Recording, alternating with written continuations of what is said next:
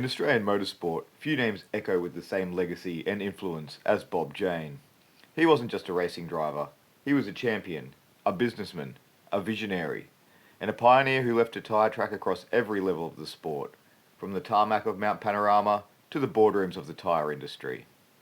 From humble beginnings, Jane rose to become a four-time Australian touring car champion, a four-time Armstrong 500 winner, and the man behind some of the most iconic motorsport racing venues in the country. But just as his life on the track brought him fame, his post-racing years brought challenges, triumphs, and controversy. This is the Racing Chronicles, and this is the story of Bob Jane. Robert Frederick Jane was born on December 18, 1929, in the Melbourne suburb of Brunswick. His path to motorsport wasn't written in destiny, it was carved through determination. Jane first found success in business before he found it on the racetrack, owning a used car dealership in Melbourne in the 1950s. Motorsport wasn't just a weekend thrill for Bob, it was a proving ground, and if he was going to sell cars, he was going to prove their worth on the tarmac. Jane's early career blossomed in the hot rod and sports car scenes of the 1950s, but by later that decade, he'd made his name behind the wheel of Jaguars, Maseratis, and competing in sports car races with raw speed and calculated aggression. His big break came in 1961 when he teamed up with Harry Firth for the inaugural Armstrong 500, which we now know as the Bathurst 1000.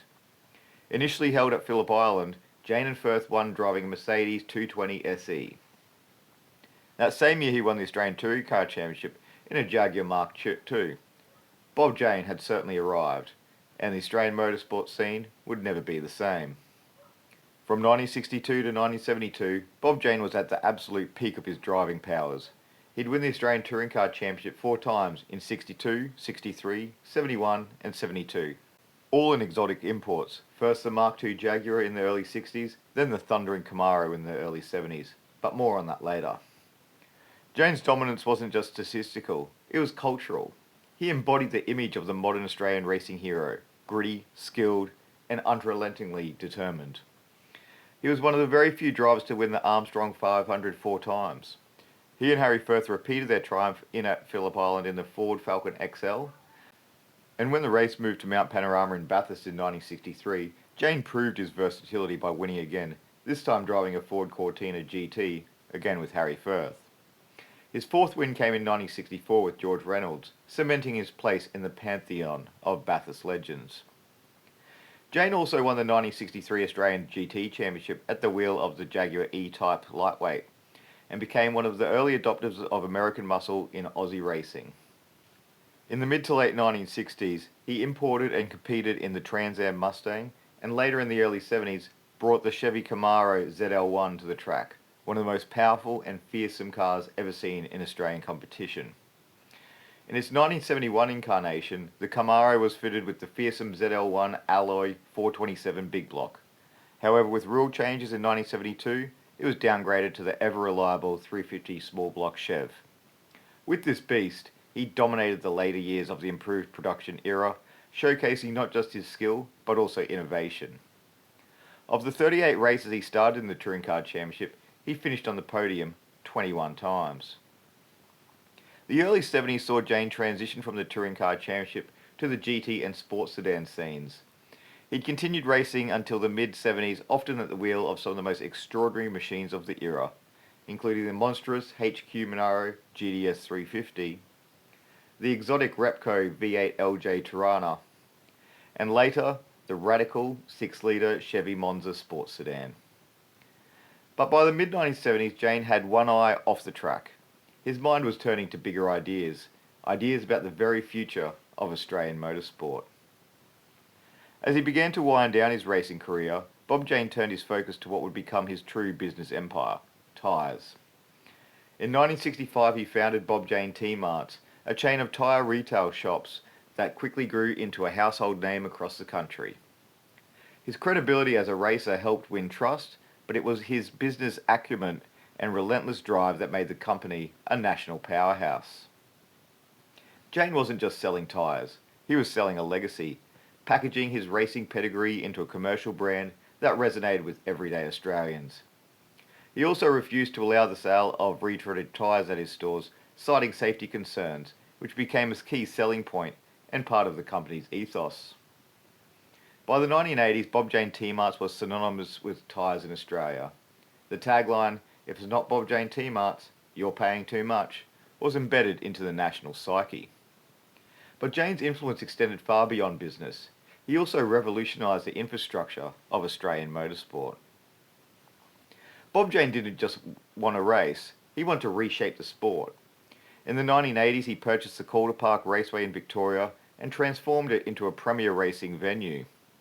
But his most audacious project was the Thunderdome, Australia's first NASCAR-style oval, opened in 1987. Inspired by American oval racing, the 1.8-kilometre banked oval was a bold experiment. Jane wanted to bring NASCAR-style racing to Australia and even established Ozcar, a local stock car series that mixed local flavour with American spectacle. The Thunderdome hosted NASCAR, Ozcar, and even international events. Drivers from the US made their way down under to race in front of packed grandstands. It was loud, dramatic, and pure Bob Jane, bigger, faster, and brasher than anything seen before.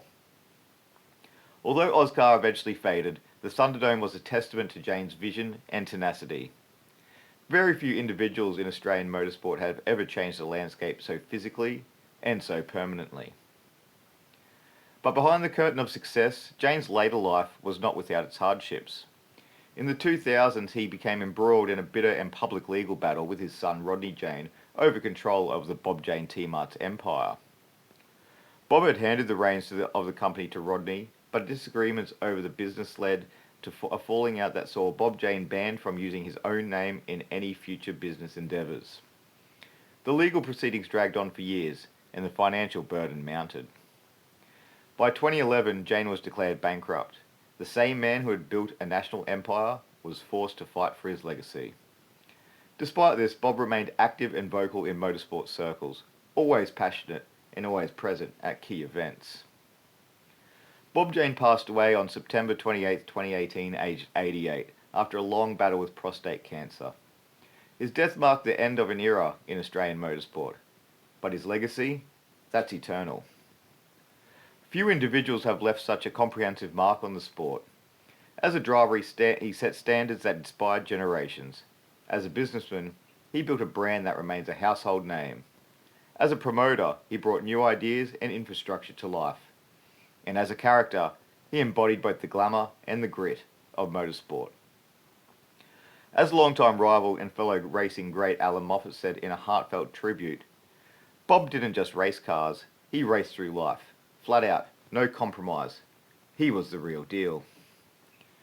Those who raced against him respected his tenacity. Those who brought from him trusted his name.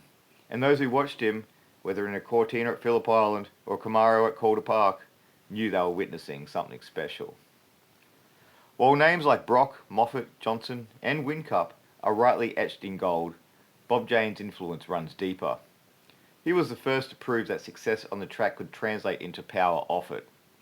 He was the link between the early amateur days of Australian touring cars and its rise as a professional sport. The Bob Jane name still lingers across the country on old tyre stores, old racetracks, and the memories of those who watched him win at Bathurst. For those who love racing, he was more than a businessman or a driver. He was a symbol of what was possible. Bob Jane was many things: champion driver, successful entrepreneur, motorsport innovator, and at times a divisive figure. But above all, he was a racer, one who raced with passion, promoted with vision, and fought until the very end to defend his name and legacy. In the story of Australian motorsport, Bob Jane isn't just a chapter, he's the whole volume. This is the Racing Chronicles, and this was the story of Bob Jane. If you enjoyed this video, don't forget to like, subscribe, and hit the notification bell so you never miss an episode of the Racing Chronicles. We've got plenty more stories coming your way, so stay tuned for the next chapter in racing history. Thanks for watching. We'll see you next time.